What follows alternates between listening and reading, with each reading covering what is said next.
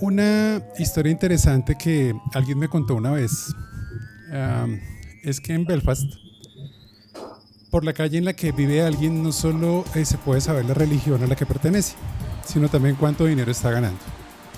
Literalmente. Con base en cuál lado de la calle vive, uno puede saber eso. Porque entre más alto en la colina estás, más caras se vuelven las casas. Casi se puede decir lo que gana la gente por el nombre y el lado de la calle en la que vive. Eso me dijo algo, así que comencé a escribir sobre un lugar donde las calles no tienen nombre. Esto lo dijo Bono. Ahí al fondo escuchamos Where the Streets Have No Name, en una versión muy bonita de los Pet Shop Boys. Y esa canción habla de un lugar de ensueño que no existe. Las etiquetas ya no están porque no importa lo que la gente tenga. Solamente se basa en, ojalá, creer en la gente por lo que sabe y por lo que es capaz de aportar a los demás. Este 2020 ha sido un año de oportunidades, un montón de oportunidades, obviamente de retos. Pero yo creo, y en Grupo 2 nos hemos dado cuenta que una cosa muy buena que ha pasado es que en el 2020 la creatividad y tu conocimiento está siendo más valuado, porque ya no importa verte, no se trata tanto de tu pinta, sino de lo que tú eres capaz de hacer.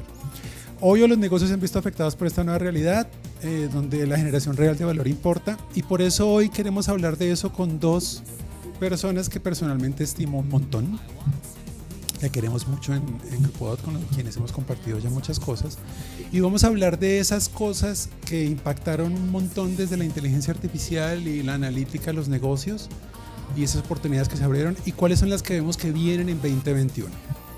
Bienvenidos.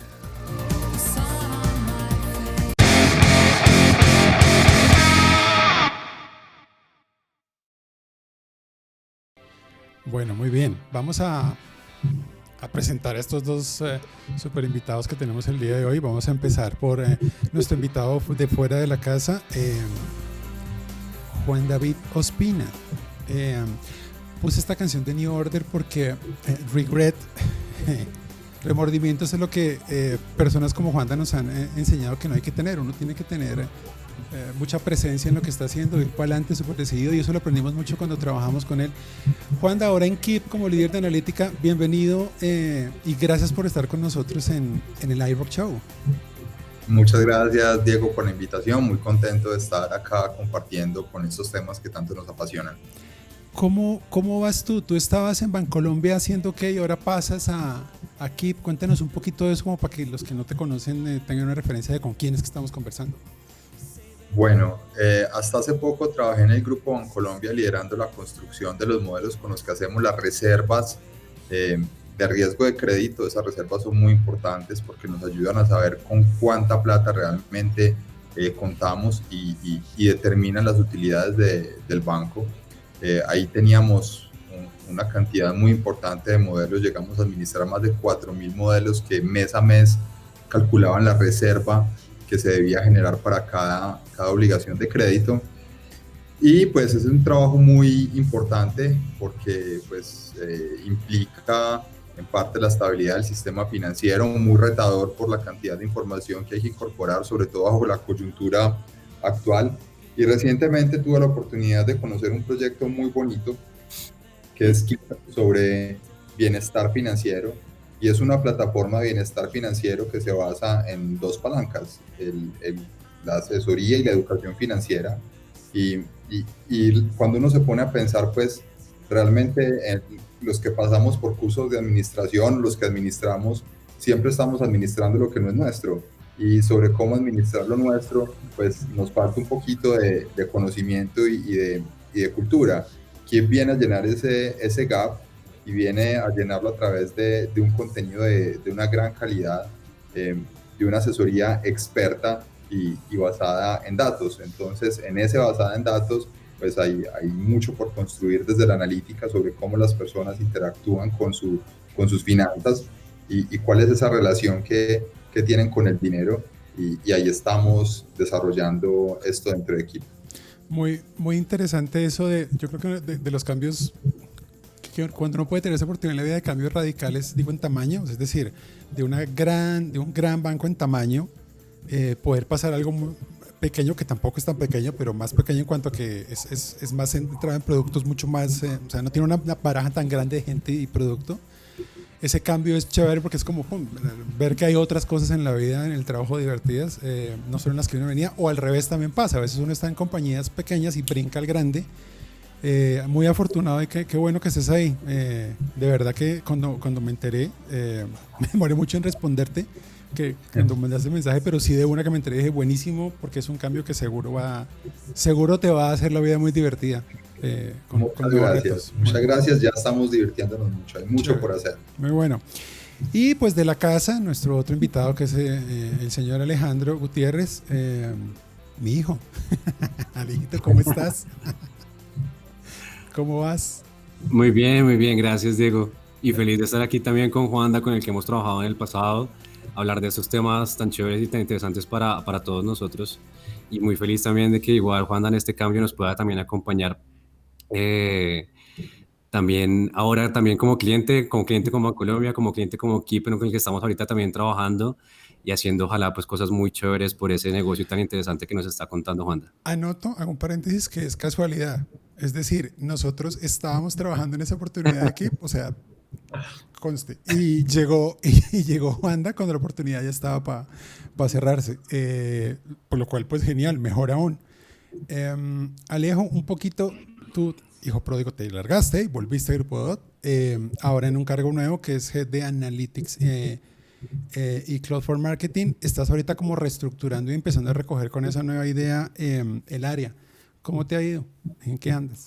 Muy bien, ha sido un reto muy interesante porque lo que hemos estado haciendo, el cambio fundamental, se basa en cómo podemos hacer modelos analíticos de cara a consumidor final, porque estamos, en Grupo Dot hemos estado metidos en diferentes tipos de retos de cara a negocio, de cara casi siempre como al core del negocio, pero cómo nos ponemos a pensar en esa filosofía que siempre hemos tenido de poner en el centro al consumidor, pero poner igual también en el centro de nuestros modelos y de nuestra analítica e inteligencia también al consumidor. Entonces es brindarle herramientas a todos aquellos líderes de marketing que están en contacto día a día, bien sea con agencias, con consumidor final, con campaña, con comunicación, herramientas mucho más ágiles, mucho más también intuitivas para poder asumir todos estos retos de cara a llevar un mejor servicio, a una mejor comunicación de experiencia de servicio de usuario o de cara a segmentación o comunicación final.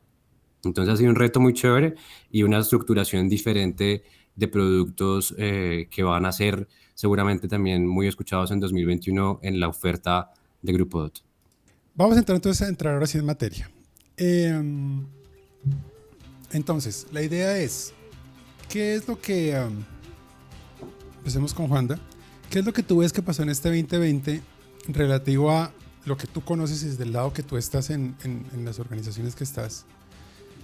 ¿Qué más ha abierto oportunidades o qué más ha impactado o qué más ha generado cambios importantes? Entonces, si nos quieres dar vamos a empezar atrás para adelante, un número 5 de lo que tuviste año para ti. ¿Qué viste?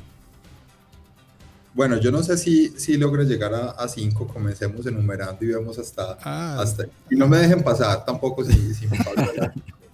Pero yo diría que la primera cosa que nos impactó y puede sonar un poco a lugar común fue el COVID, y no solo por el distanciamiento social, el trabajo remoto, sino porque nos puso a todos a seguir un gráfico estadístico todos los días.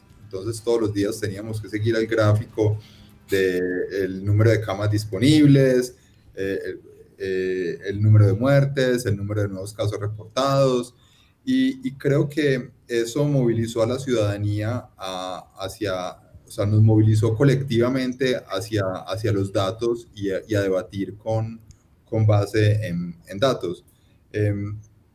Un poco esa disponibilidad, esa alta disponibilidad de datos del COVID trajo una cantidad de modelos ad hoc que empezaron a surgir por todos lados con teorías sobre cómo se debía reactivar la economía. Yo creo que esa es una de las fuerzas más importantes que aparece en el 2020, una porción importante de la ciudadanía debatiendo sobre las cifras del COVID, generando modelos.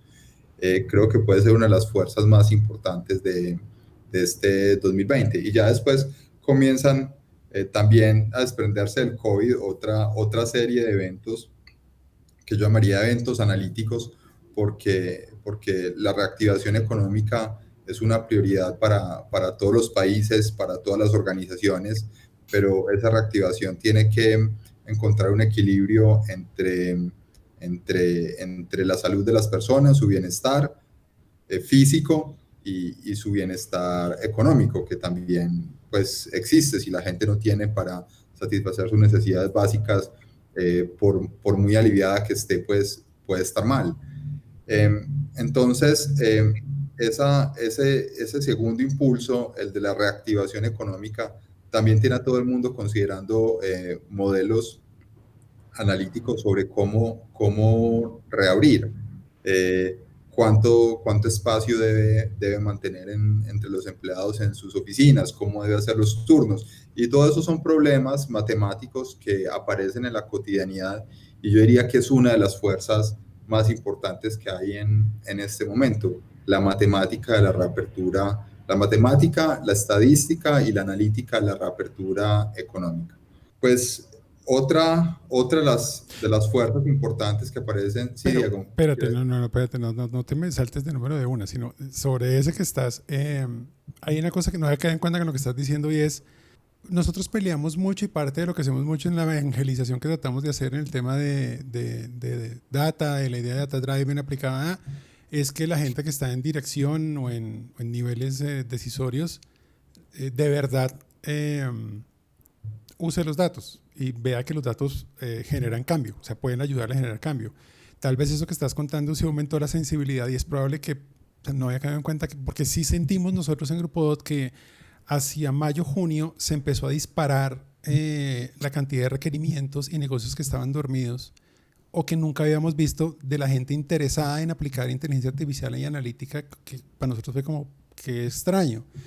Tal vez la sensibilidad del número para muchas otras cosas se disparó. Yo no tomo en cuenta que esa es una razón. O sea, no solo es el mundo se va a acabar o qué voy a hacer, sino la sensibilidad es importante, o si es útil el número, o estar todo el día pensando en números tal vez facilitó las cosas. No lo había visto por ahí, no lo había relacionado con ese impacto. Sí, claramente es uno, o aparece como una fuerza muy importante. La analítica, la reactivación económica, créeme que desde todas las organizaciones se está pensando. Los grandes proveedores de tecnología están ofreciendo soluciones, están ofreciendo modelos matemáticos. Las grandes empresas, por lo menos, que tienen que hacer convivir un gran número de empleados en sus instalaciones, han tenido que comprar y adaptar modelos matemáticos para esa reactivación, y por eso yo considero que es una fuerza muy importante. Ok, súper. ¿Tenemos un paralelo con el 5 tuyo, Alejo, o pasamos al otro? ¿Tú que te tiras con un quinto de una? Sí, no sé si paralelo, yo creo que tenía como en el 5 la relación que existe entre la recomendación, los contenidos, la oferta, donde hay mucho más interés de cara, por ejemplo, a los usuarios en entender cómo cambia la forma en la que consumimos. Y eso definitivamente, pues este año sí estuvo marcado por el COVID. Y es desde el lado de quienes producen o quienes producen productos o quienes producen mensajes, sí hubo mucha incertidumbre frente a qué es lo que la gente necesita en este momento, cuando han cambiado tantos paradigmas, cuando ya no sabemos si los picos estacionales del comercio van a ser los mismos, cuando después incluyen muchas más incertidumbres, por ejemplo, con el día sin IVA, cuando nos cambian ese tipo de cosas que estábamos acostumbrados, sobre todo desde el comercio, que es tan regular, y que el COVID pues básicamente nos sorprendió. Se hace mucho más relevante tener modelos, tener datos, tener personas que nos puedan brindar insights nuevos a partir de lo que la gente realmente necesita en este momento. Y en mi día a día y en lo que vi en ese momento trabajando en otra empresa dedicada a e-commerce, es esa sensibilidad por la información es muy importante, porque lo que veníamos acostumbrados a tener, los calendarios comerciales que teníamos, no nos funcionan. Y no nos funcionan porque el consumidor o estaba pensando en otras cosas o simplemente pues no se esperaba esta realidad. De hecho, por ejemplo, el primer día sin IVA hacia mitad de año fue una sorpresa para muchos e-commerce, porque nadie se esperaba que realmente fuera la gente a responder de esta forma, comprando en línea, por muchos sesgos que igual existen todavía en Colombia frente a los medios digitales, al pago con tarjeta de crédito, a la educación que existe frente al comercio en línea. Entonces, realmente sí fue un poco en paralelo a eso, es la importancia que surge de cara a tener la capacidad suficiente para responder sobre una oferta nueva y también a la necesidad que puede existir a futuro si esta realidad se convierte cada vez en más una normalidad, en que los modelos analíticos basados en históricos a veces no son suficientes y necesitamos modelos reactivos que nos hablen de esos cambios en el comportamiento del consumidor. Entonces creo que sí hay ese paralelo, pero creo que fue accidental que nos surgiera en este número 5. Good, muy bien. No está tan libreteado para nuestra amable audiencia, ni crean. Listo, siguiente punto, Juanda, ¿qué más tenemos? Bueno, para mí otra fuerza muy importante es el cambio de canales de los consumidores. Digamos que el canal físico es un canal muy importante, pero perdió mucha relevancia en la época de confinamiento. Esto golpeó a los comercios porque se quedaron con unos costos fijos muy grandes y cero ingresos a través del canal físico, pero también generó unos movimientos muy interesantes y es que eh, compañías que tenían desarrollado soluciones de e-commerce y de marketplace tuvieron una aproximación comercial desde la generosidad y habilitaron sus marketplaces, habilitaron sus plataformas para que los chiquitos, los comercios que estaban iniciando, los comercios pequeños, medianos, pues distribuyeran sus productos a través de esos comercios. Entonces, pues creo que también hubo una llegada masiva de pequeños comerciantes de pequeños comerciantes que tenían un canal físico que llegan a canales virtuales, a redes sociales y empiezan a generar un montón de información y empiezan a tener problemas que antes no tenían. O sea, antes no les importaba por dónde pautar, si era Facebook, si era por Instagram, si era por Twitter, y empiezan a tener esos problemas pequeños comerciantes y se ven enfrentados a tener que hacer analítica, tienen que analizar sus datos, tienen que utilizar herramientas de analítica de e-commerce para tomar decisiones de pauta. Y hasta el año pasado probablemente no se habían enfrentado a esa decisión y muchos no tenían pensado todavía llegar a canales virtuales este año. Entonces creo que esa aceleración de llegada del comercio a canales virtuales pues ha sido una fuerza muy poderosa y que ha activado mucho trabajo en analítica porque pone a los pequeños a competir con los grandes por la atención de los clientes en sus dispositivos móviles y computadores. Y en eso que tú mencionas, yo diría que los mismos son ganadores y perdedores, grandes ganadores y perdedores, las agencias de medios, o los que en general estaban intermediando medios. Para muchos fue un golpe bueno si estaban preparados para ayudar a interpretar y a moldarse. Y para los clásicos fue un golpe, y todavía es un golpe duro porque el modelo clásico no cuadra por ningún lado. O la forma tradicional de decidir cómo invertir no cuadró. Y esa nueva cantidad de gente ávida de comunicarse o de poder activar incluso directamente, todo eso cambió. Fue como una mezcla fuerte, revolvió un montón el mercado de medios digitales. Señor Alejo, ¿tu 4 coincide o qué tienes tú en el 4? Yo en el 4 tengo un tema de analítica predictiva para entender en qué momento de la vida del consumo se encuentra un usuario y que creo que se hicieron también muy importantes este año debido a la necesidad de entender cuando una pauta always on que siempre teníamos prendida para generar awareness de una marca, para atraer usuarios o para llevarlos a otro punto en el funnel de conversión, pasa a ser insuficiente cuando ya no existe el canal físico o cuando durante muchos meses durante la cuarentena no existía ese canal físico y cómo hacíamos para suplir o entender realmente en qué punto del consumo de la toma de decisión estaba un cliente. Y ese tipo de modelos y sobre todo el impacto que después tiene eso de cara a agencias tanto creativas como de medios en entender cómo ajustar esa comunicación, pues se hicieron más relevantes. Y se hicieron relevantes no solo desde la ejecución de los modelos, sino también ya después desde la toma de decisiones de qué hago yo con esa información.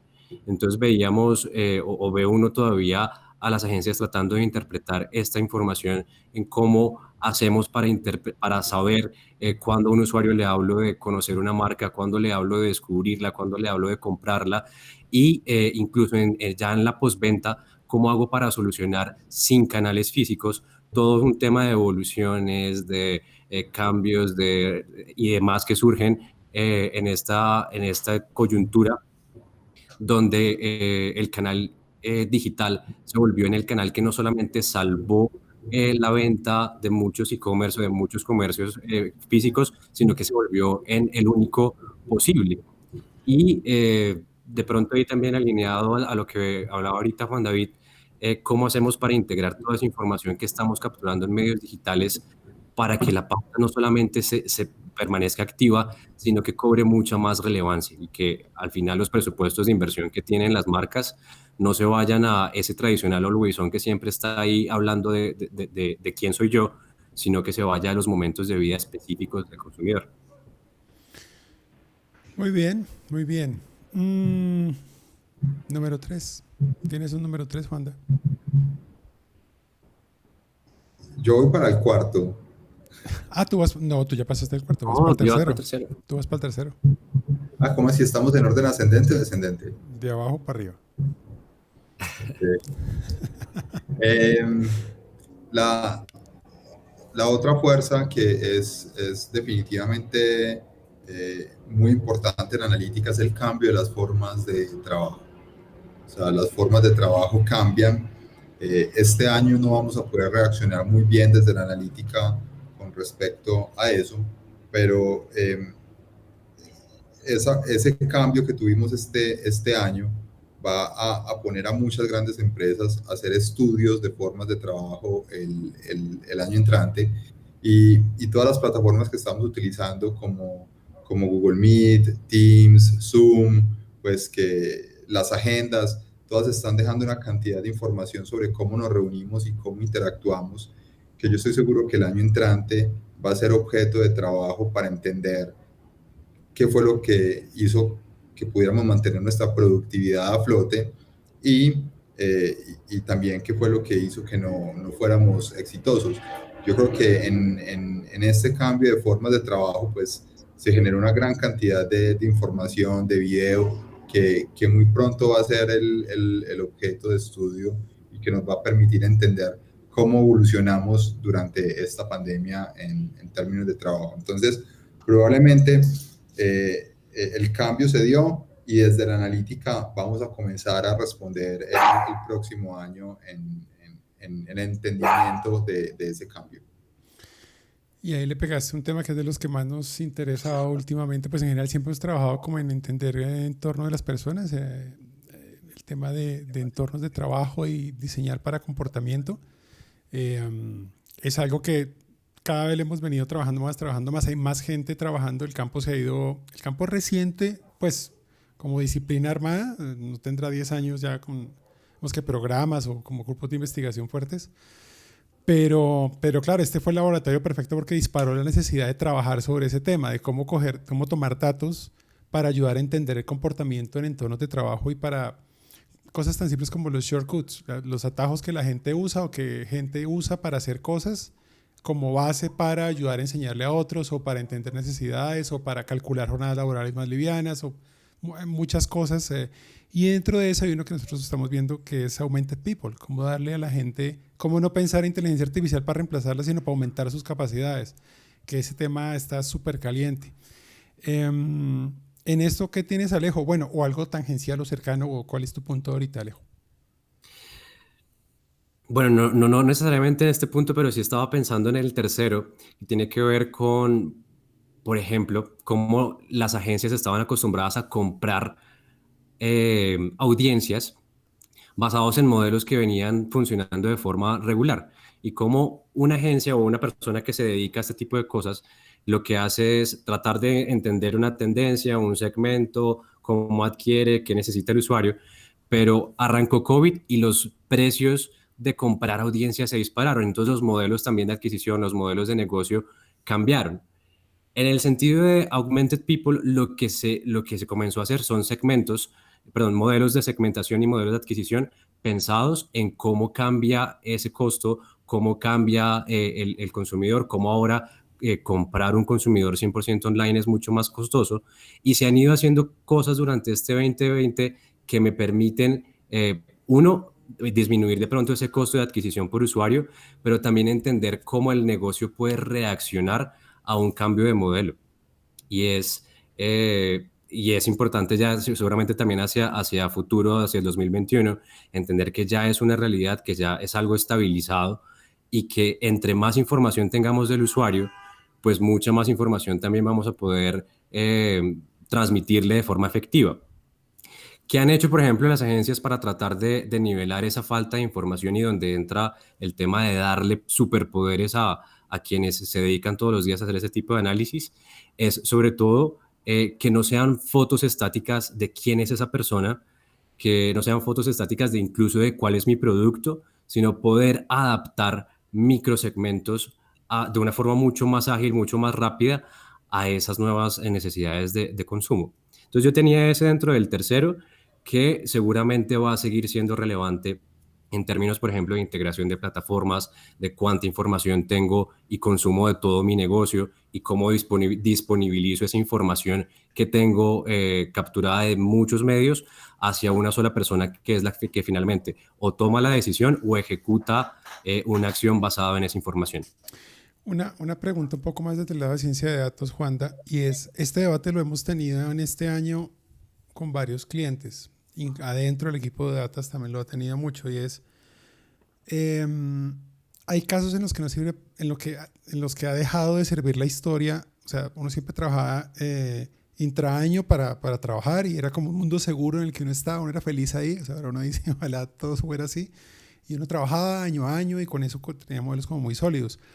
Hay casos en los que uno le toca, la historia no sirve para nada, y de aquí para arriba le toca construir y empezar a trabajar. Eso sí es así. O sea, sí va a haber casos en los que a usted le va a tocar con los datos que recogió de aquí para adelante, porque lo de atrás seguramente no le va a servir en capacidades predictivas. Estás en mute. Pasa. Bueno, yo creo que eso es parcialmente cierto. Yo mismo viví que los modelos frente al horizonte que se veía, pues no se parecía en nada a la historia con la que habían sido calibrados. Sin embargo, cuando nos enfrentamos a este reto, de decir, y aceptamos que los modelos estaban operando por fuera de su rango de operación, es decir, por fuera de los rangos de la información con la que fue entrenado, porque no habíamos visto niveles de PIB como los que estábamos viendo, no habíamos visto unos niveles de inflación de este tipo, el desempleo tampoco lo habían visto los modelos a este nivel.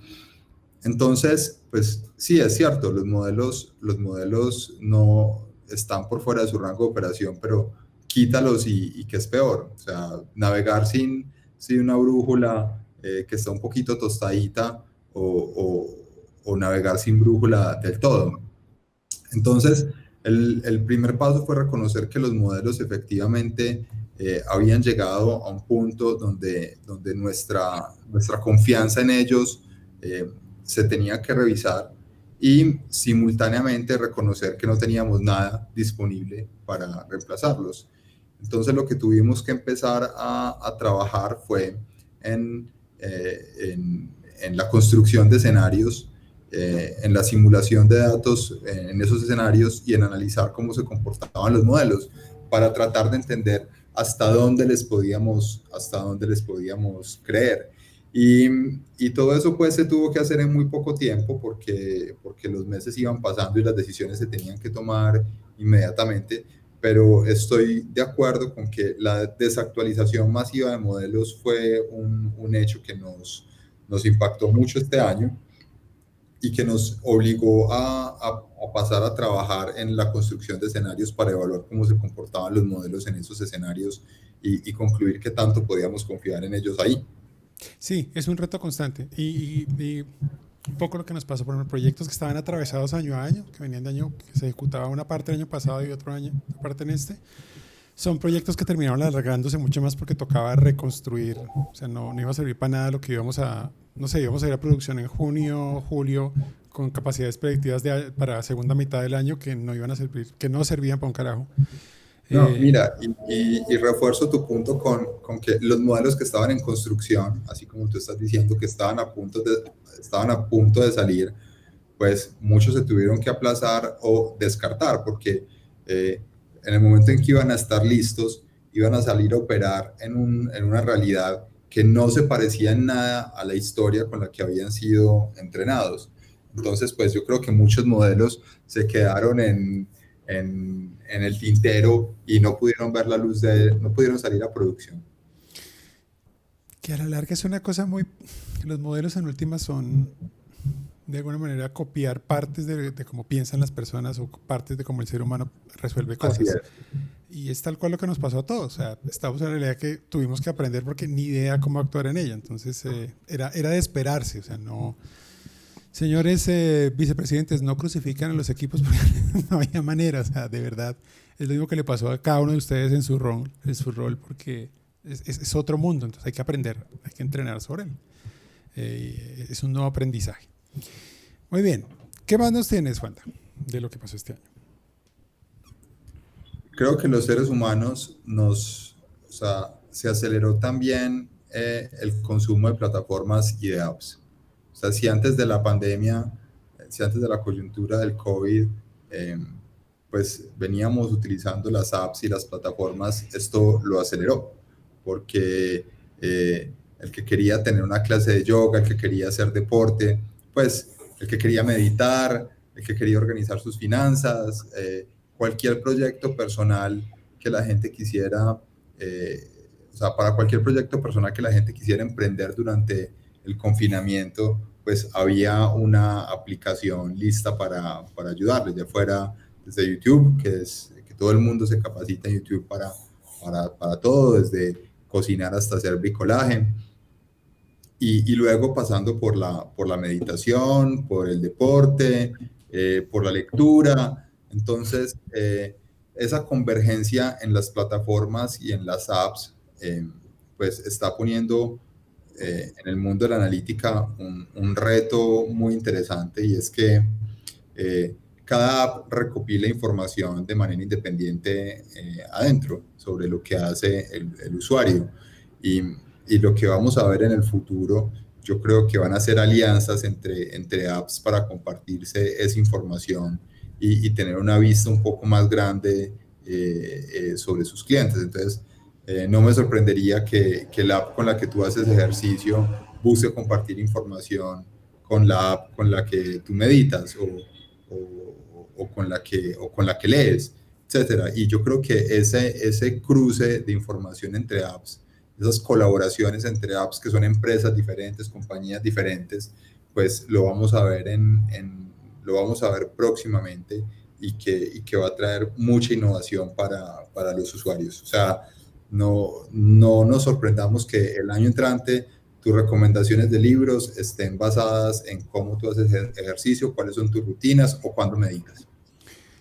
Y una vez más, una cosa con la que nosotros veníamos peleando hace rato, que era venderle la idea al C-level de las compañías, la oportunidad grande está en la mezcla de datos del entorno, del contexto, de sus aliados. Busquemos mezclas de datos por fuera de la caja, mezcle con otras. Y siempre era como, ¿cómo se le ocurre? O sea, era muy complicado, era mucho más difícil convencer de esa necesidad por miles de razones. Y de un momento a otro también giró y no, es que lo que necesito es contexto, necesito que mezclarme con datos de este otro aliado mío, empezó a pasar muy rápido. Entonces ese es de los resultados positivos que yo veo, y se disparó la necesidad de insertar entendimiento del contexto para generar valor real al usuario de múltiples maneras. Eso creo que es un resultado. El gran beneficiado va a ser el usuario en ese mix de datos que está pasando. Alejo, ¿tú qué tienes? Sí, yo coincidencialmente, de hecho, tenía en este punto un tema donde se le pega como al tema de las alianzas, y es que de cara a los negocios se hizo mucho más importante tener la capacidad de acceder a marketplaces, donde ya no soy yo solo tratando de sacar mi producto al mercado o tratando de aliarme con otros retails, sino la capacidad de poder ser ubicuo, multicanal de cara al usuario, porque no sé dónde voy a conseguir un nuevo usuario, no necesariamente es en canales propios. Entonces, la capacidad de disponibilizar mi portafolio, mi oferta, mis datos y compartirlos con un tercero que tiene la capacidad de ponerlos de frente a un cliente, a un consumidor nuevo, sobre todo si mi negocio antes de que empezar la pandemia no era digital, se volvió mucho más importante. Entonces, en los primeros meses de pandemia, donde tuvimos una caída significativa en el comercio en general y no solamente de cara a lo físico, sino también incluso a lo online, se vio esa necesidad muy rápida de ir a salir a buscar aliados. Y esos aliados terminaron siendo incluso de naturalezas que uno no se esperaba, donde uno podía, por ejemplo, comenzar a conseguir electrodomésticos eh, y diferentes tipos de categorías en otras categorías donde no eran naturales para ese negocio, pero donde se encontraba finalmente ese usuario. Entonces, un poco yéndome al ejemplo que ponía Juan y que seguramente va a seguir pasando, es que una vertical puede convertirse en una plataforma perfecta de distribución de otro tipo de productos cuando se logra como ese tránsito natural entre los datos, entre la oferta, y donde cuando descubro que no solamente estoy destinado a pertenecer a un nicho o a una vertical, sino que puedo abrir el negocio y eso hace también que se abra por ende mis datos y la capacidad de conseguir información sobre el usuario y no solamente poner contexto en mis datos, sino poder poner incluso mi oferta en otros contextos y aprender de cómo consume el usuario en otros momentos de su vida, en otros momentos de su día y ser mucho más flexible en cómo comunico mi oferta. Así es, así es. ¿Nos queda alguno de 2020? ¿Te queda alguno, Juanda, de 2020 antes de hablar de 2021? Sí, me quedaría una última, que es la profundización de la crisis del talento en analítica, que para mí es una de las preocupaciones más grandes porque en el 2020, o sea, antes las empresas, y todavía para algunos cargos, se permiten escribir en las ofertas laborales, se requieren 5 años de experiencia, se requieren 3 años de experiencia, pero en analítica muchas compañías han tenido que aceptar que el talento es realmente... ¿Se te activó el mute? Te perdí. Ya. Perdón, es mi gato que está pasando por el computador. Muchas empresas han tenido que aceptar que esos perfiles de tanta experiencia no existen, entonces se ha bajado a 3 años, a 2 años, y ahora estamos llegando a la gente antes de que salga de la universidad. Yo tengo, al lado de mi trabajo como profesional de la analítica, tengo también una práctica docente, y en mis cursos yo he visto, digamos que hace unos 3 o 4 años, pues en los cursos de posgrado había entre un 10 y un 15% de estudiantes que no tenían trabajo, que estaban buscando trabajo y que conseguían durante su especialización o su maestría. Hoy ya es cero. O sea, todos los estudiantes de programas de especialización y maestría en los cursos que yo tengo a cargo están empleados. Y una gran parte de los estudiantes de los cursos de pregrado están ya empleados también. O sea, eso también está representando un problema grave para las universidades porque ya los estudiantes de octavo y noveno semestre no los están contratando en muchas empresas como practicantes, sino que los tienen que vincular ya como profesionales con sueldo de profesional y luego pues no completan sus estudios y dejan la carrera en el octavo o en el noveno semestre. Pero lo que eso revela para las empresas y mi gran preocupación es que apenas en el nivel de grandes corporaciones y grandes empresas uno percibe que se llenaron las posiciones que se crearon suficientes posiciones de científicos e ingenieros de datos y que se llenaron. En las pymes esto no ha sucedido. Entonces me preocupa y me angustia que las pymes de nuestro país no van a contar con talento para para transformarse a partir de los datos, ni para tener estrategia de datos, ni para transformarse a partir de los datos. Ahora yo creo que eso también es una gran oportunidad para los que estén pensando en crear o en desarrollar un uso federativo de datos o una plataforma de acceso analítica para empresas medianas y pequeñas, pero esa es como una de mis angustias del 2020 y desafortunadamente no vemos que a pesar de que hay programas muy interesantes de formación masiva de científicos de datos, de ciudadanos de datos, no vemos que con estos programas se pueda llenar la demanda que existe y pueda llegar la analítica a las pymes. O sea que me preocupa que en pocos años tengamos unas pymes que no tengan una cultura guiada por los datos. Hoy la mayoría no las tienen, pero se puede sobrevivir así. Probablemente en 4 o 5 años no se podrá sobrevivir sin eso y no van a tener el recurso humano para la transformación. Sí, esa última parte sí que la sentimos más de este grupo en cuanto que, claro, uno, o sea, súper sinceros, con la mano en el, súper abiertos con esto, con esto que les voy a contar, y es, uno evalúa un proyecto de un modelo específico o de una problemática específica y eso es un valor o una inversión que para una MIPYME, o sea, incluso la mediana la piensa, la pyme sí que no. Entonces uno dónde está orientado, como uno tiene, y de la misma forma tiene un mercado donde gente experta es mucho más valiosa, más costosa. Entonces, claro, su proyecto es costoso, las ofertas nuestras no son baratas, son asequibles para compañías que tengan el presupuesto. Entonces, claro, las pymes no están en nuestro foco, por lo menos como grupo 2 necesariamente, a menos que hubiera una iniciativa con la que uno se aliara y trabajara en algo estándar que liberara para todas. Y yo creo que ahí hay dos caminos. Naturalmente terminará decantándose y llegará a todos porque terminará generalizándose. No sabemos cuánto tiempo tarde, pero irá a pasar. O de base los fundadores o los que están metidos en la dirección de pymes se meten al tema desde la cabeza, venga, tomamos el coro por los suelos y empezamos a ver cómo nuestros datos sirven para algo, que es el otro camino. No está fácil.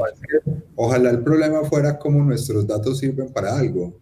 El problema comienza desde cómo recopilamos datos. O sea, antes de tú poder decir que vas a hacer algo con tus datos, necesitas tener datos y muchas empresas, muchas compañías no tienen una estrategia de datos. Algunas pues con el e-commerce y bueno, con todos los canales virtuales en general van a tener una relativa disponibilidad de datos, pero que solamente van a estar enfocados en la parte final de la distribución. Sí, es un problema. Entonces yo diría que esa sería termino con una nota un poquito oscura sobre los eventos del 2020, pero sí, es como algo que como país tenemos que procurar resolver rápidamente. Y el tema del talento es complicado porque ya lo hemos vivido en otras oleadas. O sea, primero, hace un par de años fue desarrolladores. En general, el desarrollo se encareció un montón y empezó a bajar la calidad un montón porque era como fuera, te contrataba. O sea, veías salarios exagerados para perfiles que no lo tenían. Entonces, realmente se deformó el mercado. Y eso ya está pasando también con ciencia de datos. Y eso es preocupante, claro. Es preocupante porque sí hace más difícil la evolución. No, y lo crítico es que muchos de los que son desarrolladores también pueden ser científicos de datos o ingenieros de datos. O sea teníamos ya una crisis en los profesionales que podían hacer desarrollo de software y ahora esos profesionales tienen más opciones porque pueden hacer ingeniería de datos, ciencia de datos y entonces va a ser cada vez más difícil tener estos perfiles. O sea, el mundo se complica para todos, para el desarrollo tecnológico, por el talento humano. Hay un punto que quiero resaltar y que ya con esto también termino 2020. Lo mencionamos un poco en el último roadshow en el que pude estar contigo, Diego, y es que en el tema, por ejemplo, formativo, en las universidades, los pensums de muchas carreras, y ni siquiera carreras necesariamente relacionadas con la ciencia de datos, sino otras carreras que se ven impactadas con el uso de los datos, están reaccionando o poco o nada a esta necesidad. Y es sacándolo del contexto de la ingeniería de datos y de los analistas, cómo hace un médico para reaccionar a futuro sobre cómo consumir información, cómo hace un abogado para meterse en estos temas donde va a ser a futuro necesario que su carrera tenga algún componente de esto. Y es de plano, y esto pasa prácticamente en todos los países en el mundo desarrollado, pero imagínense mucho más, la situación más grave aún en Colombia es cómo nos adaptamos rápido a formar profesionales que estén listos para asumir este tipo de tareas, independiente de la industria o de la profesión que tengan.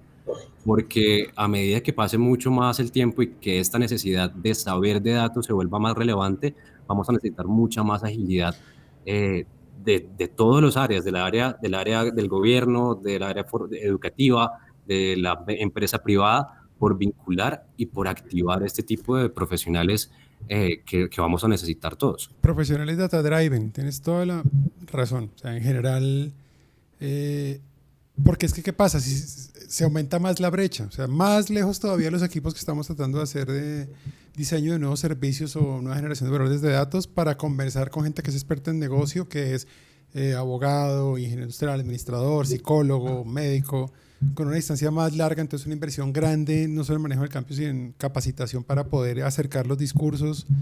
De acuerdo, se agranda más la brecha si no se empieza a pensar también en eso. Ahí sí, total y preocupante. Pero no, yo no quiero terminar preocupante. Es que arranqué esperanzador y quiero que tengamos esperanza porque yo creo que sigo viendo, y para mí el año fue muy bueno en cuanto que el estar encerrado se implica que tú quién eres en términos de lo que sabes, de lo que eres capaz de dar y estudiar y investigar. Eso empezó a evaluarse mucho más y eso me ha parecido genial.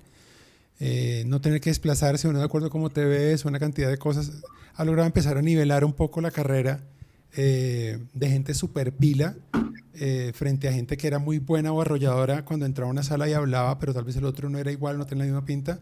Eso ha igualado las cosas y eso me ha parecido genial. Yo quisiera, Juanda, ¿tú escuchas rock? ¿Qué música te gusta? Metal gótico y Queen. ¿El metal gótico es en serio? ¿En serio? Sí. No sabía, o sea, eso sí es un descubrimiento para mí.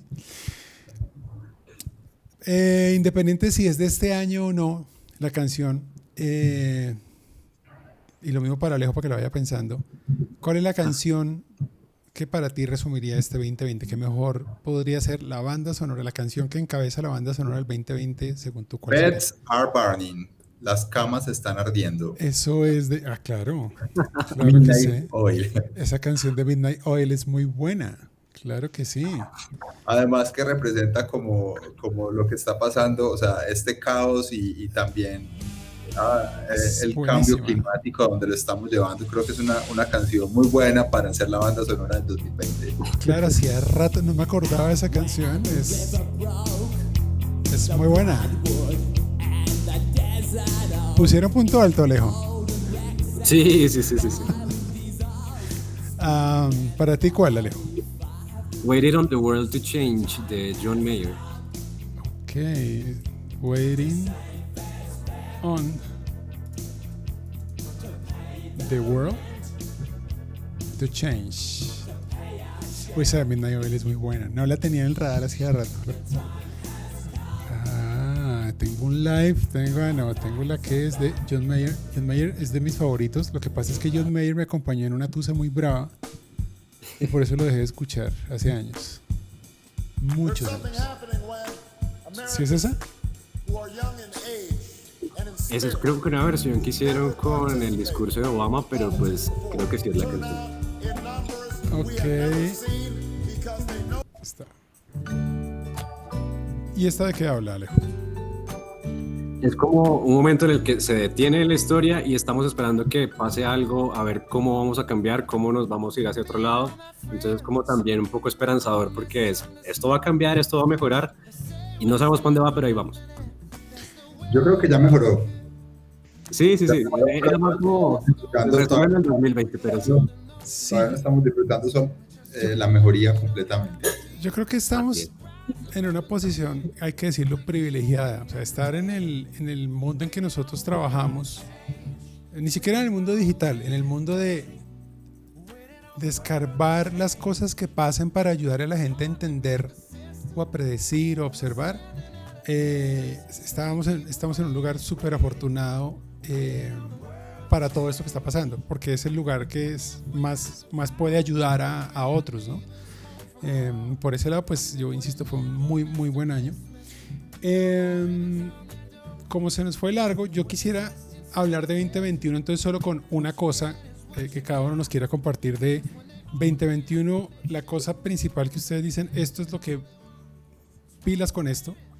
Empecemos al revés. Alejo, ¿tú qué tienes? Tú dices 2021, de las 5 que tenía en la cabeza, para mí esta es la que... Sí, yo tenía un montón de cosas para 2021, pero las voy a resumir en una cosa, y es la integración de datos y la capacidad de disponer datos y analizarlos ya no es un requerimiento a futuro. Ya no es un lujo, ya no es algo que tiene que pasar ahora, tiene que pasar en el 2021 y tiene que pasar de cara a que seamos capaces de brindarle usuario por usuario la capacidad de personalizar nuestro marketing, de capacidad de personalizar nuestros mensajes, y no debería ser ya ponerle a esa transformación digital un tiempo a futuro, unos proyectos así súper larguísimos, incluso tenerlo muy abajo en la escala de presupuesto, sino que lo deberíamos tener todos, pymes, grandes empresas, enfrente. ¿Cómo lo vamos a abordar? ¿Qué retos tenemos? ¿Qué equipo tenemos para asumir esos retos? ¿Y cómo nos vamos a rodear de talento, de capacidades, de datos, para que eso ya no sea un wish dentro de nuestra lista de futuro, sino algo que nos pase pronto, para que cuando estas realidades y estas incertidumbres nos vuelvan a golpear, estemos mucho mejor preparados y que nuestro negocio, la escala en la que lo llevamos y el modelo en el que estamos ejecutando todas estas cosas se vuelva un día a día dentro de nuestras organizaciones. Yo lo resumiría así, y creo que no es ya una cuestión de debate, sino que creo que lo hemos asumido y lo hemos interiorizado durante todos estos ires y venires del 2020. ¿Sabes qué es lo sorprendente? Yo estaba pensando en eso hace un rato y es,